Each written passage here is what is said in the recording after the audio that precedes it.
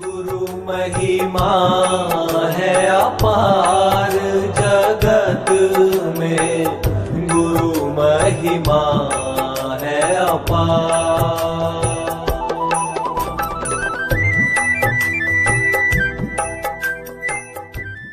महापुरुषों जी, प्रेम से कहना धन निरंकार जी। आज महापुरुषों निरंकारी राजपिता जी के विचारों को हम सुनेंगे, जिसमें ये बताया गया है कि इस जीवन का कुरुक्षेत्र क्या है।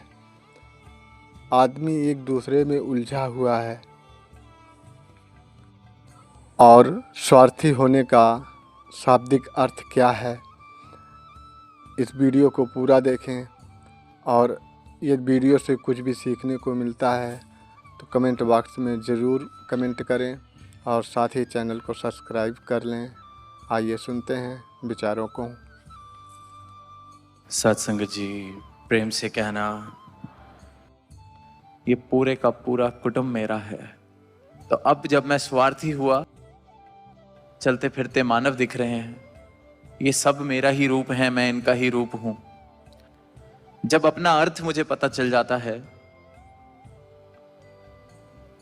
तो मेरा स्वार्थी होना भी कल्याणकारी हो जाता है, क्योंकि अपना अर्थ मुझे पता चल गया। कल तक जब तक मैं समझ रहा था कि ये शरीर मैं हूं, ये परिवार मेरा है, ये नौकरी मेरी है, ये धन मेरा है, तो मेरा स्वार्थी होना सिर्फ इसी को बढ़ाना, इसी की पालन पोषण के बारे में सोचना होता था। अपना ख्याल रखना, अपने परिवार का ख्याल रखना, अपनी धन दौलत को बढ़ा लेना, अपनी संपत्ति को बढ़ा लेना, मेरा स्वार्थ इन सब चीज़ों में बंधा हुआ होता था। और जब ये समझ आया कि मैं तो इस पूर्ण का एक हिस्सा हूं, ये जितनी खलकत दिख रही है, जितने चलते फिरते मानव दिख रहे हैं, ये सब मेरा ही रूप है, मैं इनका ही रूप हूं, तो फिर मेरा स्वार्थ भी सबके कल्याण वाले भाव बन जाते हैं। इसलिए शुरू से सुना है कि संतों ने सबका भला मांगा, सबके कल्याण की कामना की,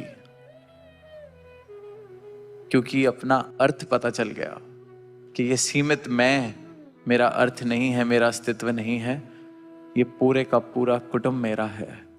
तो अब जब मैं स्वार्थी हुआ तो मैं सबके लिए स्वार्थी हुआ, सबके कल्याण के लिए, भलाई के लिए, खुशी के लिए, अमन के लिए मैं कामना कर रहा हूं। तो इसलिए संतों ने सबके ही भले की कामना की।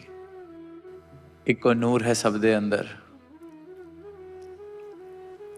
हम खुश हैं हिंदू बनने में, मुसलमान बनने में, सिख बनने में, ईसाई बनने में, पहचान नहीं है। हम स्वार्थी भी ठीक से नहीं हो पा रहे। ठीक से स्वार्थी जो हो गया वो भी ज्ञानी हो जाता है, क्योंकि अपने आप को जान लेता है। पीछे एक दुनिया के हालात देखते हुए कहीं पढ़ने को मिला कि सफर में चंद लोग जा रहे थे तो आपस में बात चल पड़ी। सब बताने लगे, मैं हिंदू हूं, इस शहर से आता हूं, मैं मुस्लिम हूं, किसी ने कहा मैं ईसाई हूं। अपनी अपनी इंट्रोडक्शन सब दे रहे थे। तो सामने से एक यात्री कहता है कि मैं तो नास्तिक हूं। तो सारे बोलते हैं, हिंदू नास्तिक है या मुसलमान नास्तिक है? वहां भी जिसने त्याग दिया इस भगवान को, वहां पे भी कि बेशक भगवान को त्याग दे, पर मेरा वाला है या इसके वाला है? इंसान बंध चुका है इस जाल में, बाहर आना कठिन होता जा रहा है।